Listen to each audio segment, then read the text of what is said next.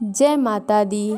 हमारे चैनल मन की आवाज़ में आप सभी का स्वागत है।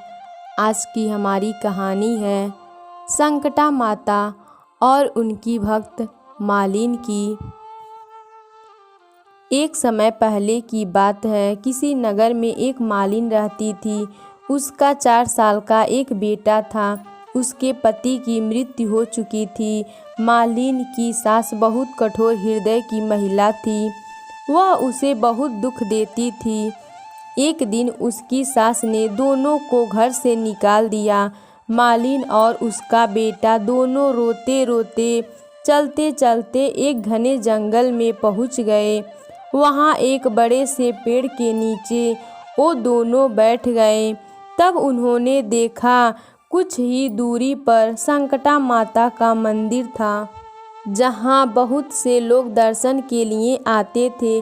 दर्शन करते संकटा माता जी को प्रसाद चढ़ाते और उन्हें प्रसाद बांट जाते थे, जिसे उन दोनों का गुजारा होने लगा। वो दोनों संकटा माता की पूजा अर्चना में लग गए। एक दिन मालिन ने सोचा, क्यों न हम जंगल से फूल लाकर संकटा माता के मंदिर के बाहर पूजा की सामग्री और प्रसाद बेचने लगें। इससे हमारी कुछ आमदनी भी हो जाएगी। अगले ही दिन से मालिन और उसका बेटा जंगल में जाकर फूल तोड़कर लाने लगे और मंदिर के बाहर उन फूलों की माला बनाने लगे और बेचने लगे। धीरे धीरे संकटा माता की कृपा से उनकी अच्छी कमाई होने लगी। वहीं उन्होंने अपने लिए एक घर और एक दुकान बना ली। एक राजा की लड़की रोजाना संकटा माता की पूजा करने के लिए आती थी। मालिन के बेटे को देखकर वो राजकुमारी उस पे मोहित हो गई और अपने भाभी से बोली, मैं इस लड़के से विवाह करूंगी। तो उसकी भाभी बोली, ये लड़का तो एक मालिन का बेटा है और हम राजा हैं। इसके साथ विवाह करने से तुम्हारे पिता की बदनामी होगी। लेकिन राजकुमारी बोली, मैंने तो प्रतिज्ञा कर ली हूँ, मैं विवाह इसी से करूँगी। भाभी ने घर जाकर सारी बात अपने सास ससुर से कह दी। राजा इस विवाह के लिए तैयार हो गया। उसने धूमधाम से अपनी बेटी का विवाह मालिन के बेटे से करा दिया।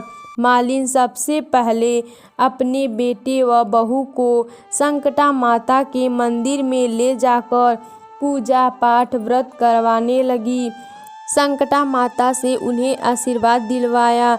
इसके बाद सारे शहर में ढिंढोरा पिट गया कि संकटा माता की पूजा अर्चना करने से, व्रत करने से सब दुख दूर हो जाते हैं। यह सुनकर सारे नगर के लोग संकटा माता के मंदिर आने लगे, जिसे मालिन की और उसके बेटे की बिक्री बढ़ गई। उधर उसकी सास के बुरे दिन आ गए। उससे अन्य दाता रूठ गए। एक दिन वह रोती भटकती वह संकटा माता जी के मंदिर आ पहुंची और आकर लड़के से बोली, भैया मुझे रोटी और कपड़ा दे देना, मैं तुम्हारा सारा काम कर दूंगी। लड़के ने उसे काम पर रख लिया। उसने अपनी बूढ़ी दादी को नहीं पहचाना। थोड़ी ही देर में मालिन वहां आई। अपनी सास को दुकान पे काम करते हुए देखकर बोली, सासू जी आप यहाँ? तो सास बोली, मेरी इन सेठ जी के यहाँ नौकरी लग गई है, मैं इनके यहाँ काम करती हूँ। बहू बोली, सासू जी ये आपका पोता है, आपका ही घर है, आपका ही दुकान है। जब आपने हमें घर से निकाल दिया था तब संकटा माता जी ने हमारी लाज रखी। तो उसकी सास बोली, मेरी करनी मैं भोग ली हूँ। तब बहू बोली, सासू जी अब आप यहाँ आराम से रहो और अपने पोते का सुख देखो। संकटा माता ने जैसा सुख मालिन के बेटे को दिया वैसे ही इस कहानी को सुनते हुंकार भरते सभी को देना। बोलिए संकटा माता की जय। अगर हमारी कहानी आपको पसंद आए तो प्लीज़ हमारे वीडियो को शेयर कीजिए और हमारे चैनल पर नए हैं तो हमारे चैनल को सब्सक्राइब कीजिए। धन्यवाद।